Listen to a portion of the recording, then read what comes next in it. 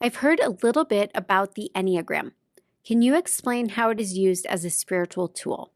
So, some of you are familiar with the program that I recently released with co-creating it with my brother, B, and it's called 9 Lives. Okay.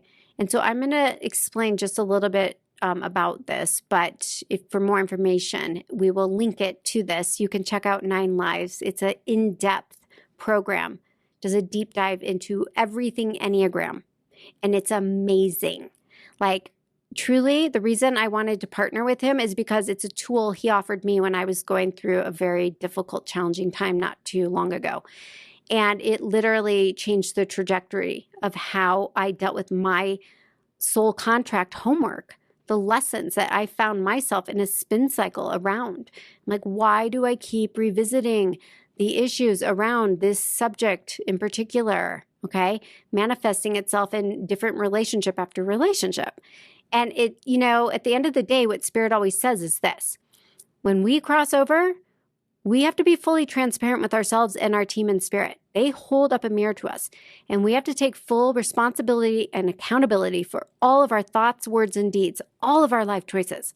Well, what I've realized is I want to get this right now. I don't want to keep repeating Groundhog's Day over and over and over and into other lifetimes. Okay.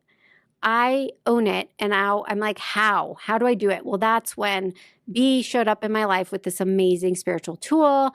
And that's why I felt like this is life-changing. I want to share it with anyone who's feeling resonance with it as well. So what is it? Unlike any other personality typing systems that only deal with identifying who you are, okay? Kind of like Myers-Briggs. There's so many. I'm not going to name them, but you know what I'm talking about. The Enneagram goes one step further, and it deals with why we do what we do, okay?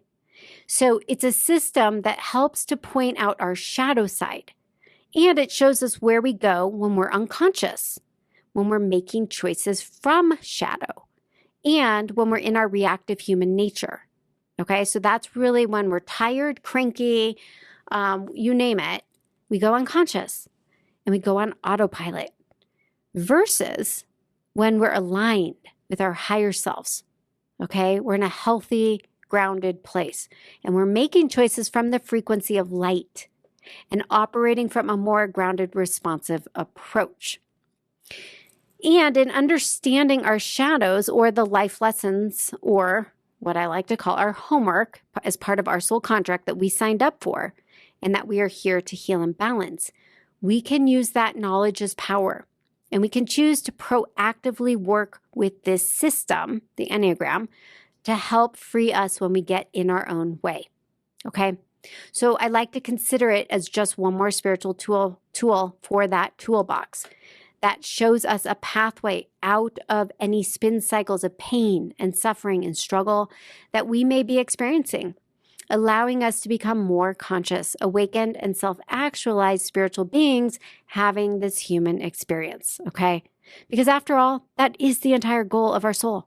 We are here to do our work, to raise our consciousness and collectively the consciousness of the planet to a higher state of light and love. And when we fully integrate and embody this higher light and love, being true to who we really are, which is we are emanating the divine spark within us, we are sparks of divinity, we continue the journey of our soul's growth and evolution, okay? And so the Enneagram, to boil it down, the Enneagram centers around what is called the holy idea, okay? Which is the essential spiritual energy that guided us into this world. We can also refer to this as our core purpose as part of our soul contract, okay?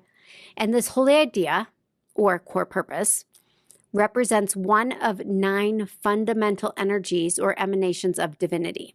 So there's 9 number types, okay? And while all of these energies exist within of us, one of them will be our dominant core type, and that will strongly resonate with us more than the other ones. So the holy idea of that number, okay, it acts as a beacon. It guides us on our soul's journey and purpose within this lifetime. So it's essentially why we incarnated.